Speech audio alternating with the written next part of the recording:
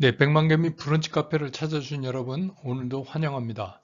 오늘은 23번째 강의가 되겠습니다. 최근에 그 얘기가 많이 되고 있는 채권 금리, 그 채권 금리하고 채권 가격이 어떻게 형성이 되는가. 그 다음에 이제 우리가 많이 쓰는 퍼센트 포인트, 그 다음에 BP, 이 채권 금리에서 얘기하는 과연 이런 것들은 무엇을 나타내는 것인가를 오늘 좀 정확히 정리해 드리는 그런 시간을 갖도록 하겠습니다. 자, 이거는 뭐냐면 우리가 이제 흔히 이런 얘기 많이 합니다. 채권 금리와 채권 가격은 서로 반대다.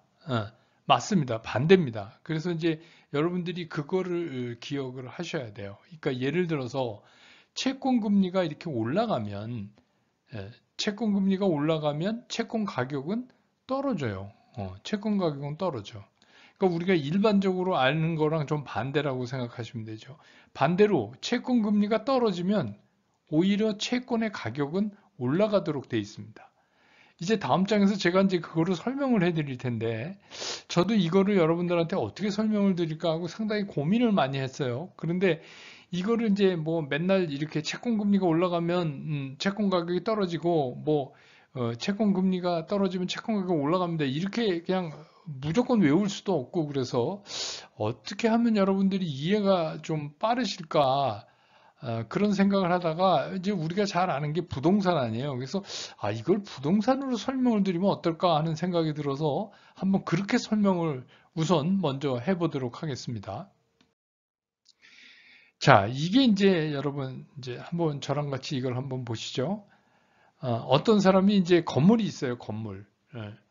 근데 이 건물에서 1년에 세를 이 사람이 1,000만 원을 받아요. 1,000만 원을 이제 세가 나오는 건물이에요. 건물이 2억 원이에요. 이 건물 값이. 그러면 이제 사람들이 이게 그럼 수익률이 얼마예요? 2억 원에 대해서 1,000만 원씩 나오니까 뭐 세금 그런 거 따지지 말고 간단하게 얘기하면 5% 아니에요, 5%. 그럼 대단하죠. 많이 나오는 거죠, 요새. 은행 이자가 얼만데. 그러니까 그렇게 되면 어떻게 해요? 사람들이 막 이 건물을 막 살려고 달려들 거 아닙니까? 뭐 이 사람 저 사람 야 나한테 팔어 어? 나한테 팔어 막 이렇게 할 거 아닙니까? 이거 5% 수익이 나는데 난리가 날 거예요. 서로 팔라고. 그렇겠죠? 그렇게 되면 어떤 결과가 나오죠, 여러분? 이게 건물값이 올라가요. 건물값이 올라가서 어떻게 돼요? 건물값이 3억이 돼. 예. 그런데 임대 수익은 똑같아. 1,000만 원이에요. 그러면 이제 우리가 이 건물을 이걸 채권이라고 생각을 해보자 이거예요. 이 건물을 왜 임대 수익이 똑같으냐? 음? 이거는 뭐냐면 채권은 처음에 발행될 때 이자 얼마 주겠다고 콱 찍혀져 있어요. 그러니까 어떻게 해요? 그 이자는 동일해요. 뭐 상황에 따라서 바뀌는 게 아니에요. 만기될 때까지 내가 어떤 이자를 얼마큼 주겠다고 채권에 처음 발행할 때 꽝 찍어놨단 말이에요. 그러니까 그거나 똑같은 거예요. 그래서 이제 임대주익이 1,000만 원이 되는데 건물값이 올라 버렸어. 예? 그렇죠? 왜냐면 야 이거 5%씩 이익이나? 그럼 나도 살래. 이렇게 사는 사람이 많으니까 건물이 3억으로 올라갔단 말이에요. 2억에서 3억으로 건물이 올라갔어. 예. 이 집이 만약에 채권이라면 어떻게 해요? 채권값이 올라간 거죠. 어. 그렇죠? 그런데 수익률이 어떻게 됐어요? 3.3%인지. 왜?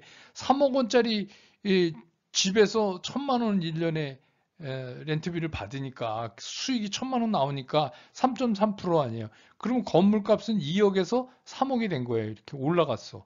그죠? 그런데 수익률은 5%에서 3.3%로 떨어졌어요.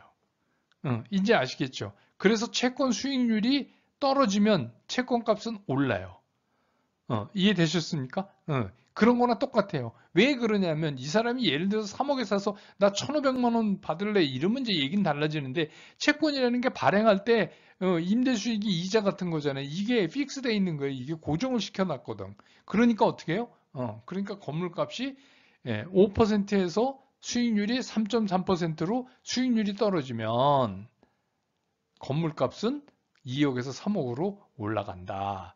이런 개념이 채권에 적용되면 이제 이해가 쉬우시죠? 그러니까 수익률이 수익률이 떨어지면 채권값이 올라가고 수익률이 올라가면 채권값은 떨어지는구나. 이제 뭔지 조금 감이 잡히시죠? 더 이제 확실하기 위해서 다음 표를 제가 하나 더 보여드릴게요. 자, 이게 이제 그 원금이 여기까지인데 이게 이제 원금은 뭐 이 밑으로도 뭐 깊게 있겠죠. 근데 이제 여기 뭐 여기까지밖에 허락을 안 하니까 이제 있고 그 다음에 어떻게 되냐면 이게 이제 이자예요, 이자. 이게 이자입니다. 그래서 원금과 이자를 다 합친 거를 우리가 원리금이라고 그러죠. 그럼 이제 채권이 발행되면 어떻게 돼요? 여기 이제 요 점점이 아니라 실선으로 돼 있는 거를 따라서 3%에 이제 발행이 됐어요. 그럼 이제 3%의 이자가 쭉 붙어서 가갖고 어떻게 돼요? 이게 쭉 이렇게 붙어서 가서 만기 때 되면 이 이자하고 원금하고 해서 원리금을 받게 되는 게 채권이잖아요. 그렇죠. 근데 이제 수익률이 2%가 됐다. 얘가 발행 금리가 3%인데 수익률이 2%로 떨어졌어요. 떨어지면 어떻게 돼요? 이걸 할인하는 거잖아요. 2%로. 할인해 오니까 어떻게 해요? 2% 이게 슬로프가 3%보다 2%가 완만해졌어. 그러면 어떻게 해요? 이 가격은 이렇게 요 갭만큼 올라가죠. 그죠? 여기서도 요 갭만큼 올라가죠. 네, 그림에서 아시겠어요? 올라가죠. 근데, 근데 이제 또, 5%로 수익률이 올라갔어. 그러면 어떻게 돼요? 이 할인하는 이 슬로프가 가파라지잖아요. 이렇게. 가파라지면 어떻게 돼요? 채권값이 떨어지죠. 얼마큼? 이만큼씩. 이 두 선의 편차만큼씩 떨어지죠. 그래서 우리가 수익률이 채권의 금리, 채권 금리의 수익률이 올라가면 채권값은 떨어지고 수익률의 금리가 떨어지면 채권값은 올라가고 그렇게 얘기를 하는 겁니다. 그냥 이거를 우리가 무조건 반대다 이렇게 그냥 외울 수도 있지만 그거보다는 이 개념을 이해하시는 게 훨씬 더 나중에 채권이 어떤 문제가 발생해서 그렇게 되느냐 이런 것들이 이제 우리가 정확하게 알 수 있어요. 그러면 이제 뭐 예를 들어서 채권이 많이 나오면 뭐예요? 채권이 많아지면 그 얘기는 무슨 얘기예요? 채권값이 떨어지는 거죠. 그러면 어떻게 돼요? 채권 금리는 올라가죠. 그러니까 이제 미국에서 정부가 이렇게 연준이 돈을 풀려면 어떻게 해요? 정부가 채권을 발행해야 되잖아요. 채권을 발행해야지 되지 그냥 돈 풀자 이렇게 막 찍을 수 없잖아요. 그러니까 어떻게 돼요? 채권이 더 많이 공급되는 시장에 그러면 어떻게 해요? 채권 값이 떨어져야 되죠. 그러니까 어떻게 돼요? 채권 금리는 올라가야 된다. 이렇게 이해를 하시면 되겠습니다. 그 다음에 이것도 이제 상당히 중요한 건데 이거를 잘 이해 못 하시는 분들이 있어서 오늘 요거까지 좀 이제 말씀드리려고요. 퍼센트. 이게 백분율이죠. 퍼센트 포인트. 이게 도대체 무슨 말이냐?